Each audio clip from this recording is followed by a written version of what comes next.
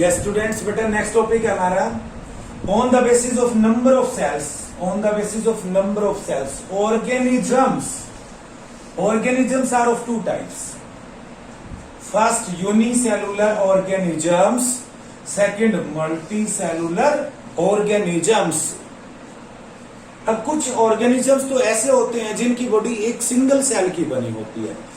For example amoeba, paramecium, bacteria और etcetera. और भी बहुत ज्यादा ऑर्गेनिजम्स होते हैं, फॉर एग्जाम्पल कैलामाइडोमोनास। तो और भी हम आगे पढ़ेंगे नेक्स्ट 7th चैप्टर में। तो ऐसे ऑर्गेनिज्म जिनकी बॉडी एक सिंगल सेल की बनी होती है उनको हम क्या कहते हैं बेटा? यूनिसेलुलर। और कुछ ऐसे ऑर्गेनिज्म होते हैं जिनकी body more than one cells की बनी होती है, उनको हम मल्टी सेलुलर ऑर्गेनिजम्स कहते हैं। फॉर एग्जाम्पल ह्यूमन बींग्स, हमारी जो बॉडी होती है वो एक से ज्यादा सेल्स की बनी हुई है। We are multicellular organisms. सभी plants, all plants and animals are multicellular organisms because their body are made up of more than one cells. That's why. बेटा अब इसके बाद आप एनसीईआरटी बुक से एक्टिविटी 5.2 पढ़ेंगे। देखो जिस प्रकार हमने एक्टिविटी 5.1 में ऑनियन पील को माइक्रोस्कोप के नीचे रखकर ऑब्जर्व किया, मींस टेम्परेरी जो स्लाइड बनाई हमने, प्रिपेयर की टेम्परेरी जो माउंटिंग ऑफ द ऑनियन पील की, उसमें हमने ऑनियन पील्स के डिफरेंट जो सेल्स को ऑब्जर्व किया। इसी प्रकार अब हम डिफरेंट साइज की ऑनियन पील्स लेंगे, प्लांट के डिफरेंट पार्ट से स्ट्रक्चर को माइक्रोस्कोप के नीचे रखकर ऑब्जर्व करेंगे। रूट टिप का डायग्राम देखेंगे, हम रूट टिप को ऑब्जर्व करेंगे। तो फाइनली उस एक्टिविटी से, एक्टिविटी 5.2 से हमारे पास 3 क्वेश्चंस अराइज हो जाते हैं। Do all cells look alike in term of shape and size? क्या जो सभी सेल्स हैं वो in term of shape and size एक जैसे नजर आते हैं? Look alike? नो, नहीं, नो। जो सेल्स होते हैं, ध्यान दें, जो भी सेल्स हमने देखे वो सभी एक जैसे नजर नहीं आते।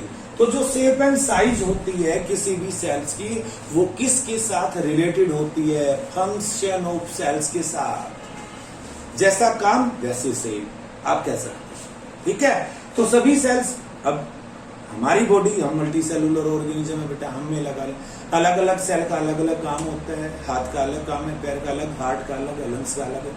तो इसका मतलब वहां के जो सेल्स हैं वो अलग फंक्शन करते हैं।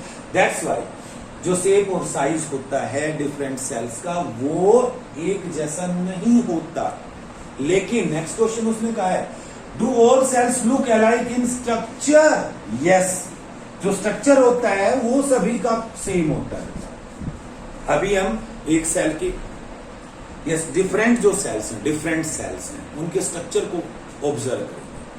आपकी बुक में एक फिगर बनाया गया है बेटा, और उसमें डिफरेंट जो ह्यूमन बॉडी के डिफरेंट सेल्स को दिखाया गया है। नर्व सेल का डायग्राम दिया गया है, मसल सेल का दिया गया है, स्पर्म का दिया गया है, रेड ब्लड सेल्स का दिया गया है। आप देखेंगे डिफरेंट सेल्स जो हैं उनकी जो शेप साइज है वो अलग अलग है, लेकिन सभी के अंदर न्यूक्लियस है, आउटर मेम्ब्रेन है, न्यूक्लियस है, सेल मेम्ब्रेन है, साइटोप्लाज्म है, डिफरेंट सेल ऑर्गेनेलीज है।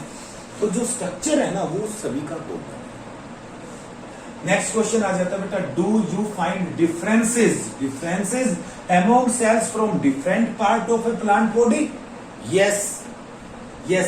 तो यहां तक जो पार्ट है बेटा उसका आंसर हमारा आ जाता है यस। हाँ, कि जो डिफरेंट हमने सेल्स लिए हैं डिफरेंट पार्ट से, क्या वो डिफरेंट पार्ट से जो सेल्स को ऑब्जर्व किया हमने वो डिफरेंट है या सेम है? वो डिफरेंट है। अब वो कहता है what similarities could you find them? अब उनके अंदर आप सिमिलरिटीज क्या देखते हैं? देखो बेटा, सेल प्लांट की किसी भी पार्ट की, लेकिन जो उनकी फंडामेंटल कैरेक्टरिस्टिक्स होती है वो कॉमन होती है। All cells whether they belongs to different parts, they have similar fundamental characteristics. Yes, these are the similarities. It means having similar fundamental characters. अब देखो बेटा हम पॉइंट पर आ जाते हैं. ईच लिविंग सेल, जो living cell has the capacity to perform certain basic functions that are characteristics of all living forms. That are the characteristics of all living forms. तो जो भी लिविंग सेल्स होते हैं, सभी लिविंग सेल्स कुछ basic functions करते हैं, और वही तो लिविंग फॉर्म्स की कैरेक्टरिस्टिक्स हैं. अब लिविंग किसको कहते हैं? जो कुछ काम करता है. तो लिविंग फॉर्म्स की क्या कैरेक्टरिस्टिक्स होती है? To perform certain functions. तो जो सभी लिविंग सेल्स होते हैं वो कुछ फंक्शंस करते हैं, लेकिन जो सभी मल्टी सेलुलर ऑर्गेनिजम्स होते हैं including human beings show division of labour. Division of labour इसका मतलब ध्यान दे बेटा, हम मल्टी सेलुलर ऑर्गेनिज्म है. हमारी बॉडी ट्रिलियंस ऑफ सेल्स की बनी हुई है. कुछ सेल्स कुछ काम करते हैं, कुछ सेल्स कुछ काम करते हैं. जैसे हार्ट के सेल्स का अपना काम है, pumping of the blood. Lungs का अपना काम है, ब्रेन का अपना काम है, मसल्स का अपना काम है. तो हमारी बॉडी जो मल्टी सेलुलर ऑर्गेनिज्म है, इसका मतलब डिफरेंट पार्ट्स में बटी हुई है. तो एक डिवीजन ऑफ लेबर है कि इन सेल्स का ये काम है, इन सेल्स का ये काम है. तो डिवीजन ऑफ लेबर होती है मल्टी सेलुलर ऑर्गेनिजम्स में. लेकिन एट लास्ट हमने क्या ऑब्जर्व किया? सेल चाहे हार्ट के हो, सेल चाहे मसल्स दूसरी टाइप की जो मसल्स है, स्मूथ मसल सेल हो, सेल्स चाहे ध्यान दें बेटा आपका नर्व सेल हो ब्रेन का, सेल चाहे स्पंज का सेल हो, सेल चाहे हमारी बॉडी से कहीं दूसरे पार्ट का हो, मीन्स हमारी बॉडी के किसी भी पार्ट से हो, सभी के अंदर क्या होता है? हर एक सेल के अंदर सेल ऑर्गेनेलीज होते हैं. ईच सेल प्रत्येक cell possessive specific components within it known as cell organelles. हर एक सेल के अंदर सेल ऑर्गेनेलीज होते हैं. पॉइंट देखें, each kind of cell organelles perform a specific function.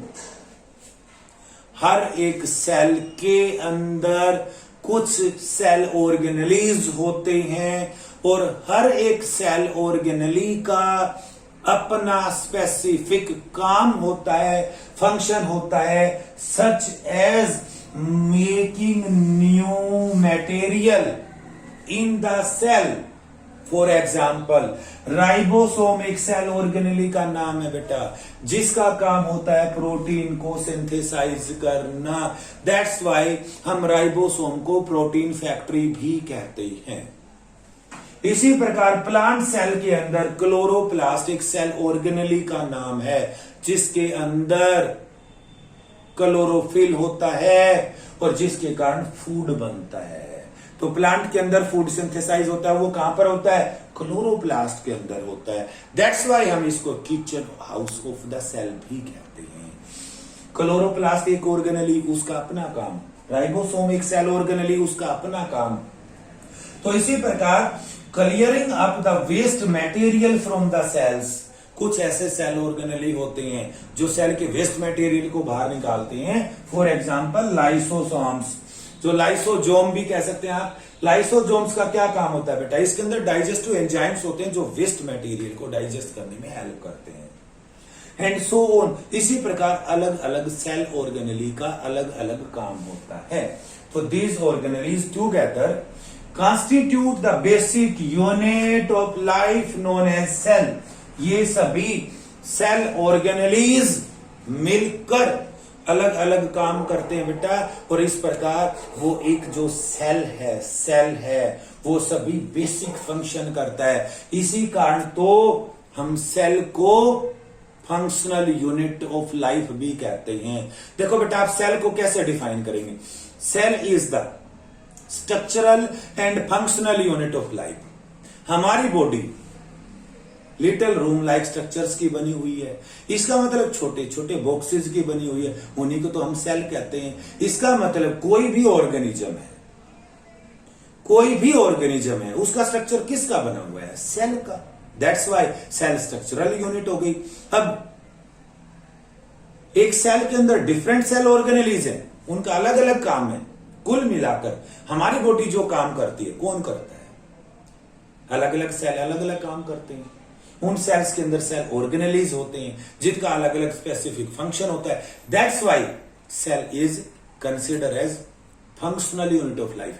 तो दोनों को मिलाकर एट लास्ट हम सेल को कैसे डिफाइन करते हैं? तो cell is defined as the structural and functional unit of life. तो यहां तक ये आप टॉपिक करेंगे।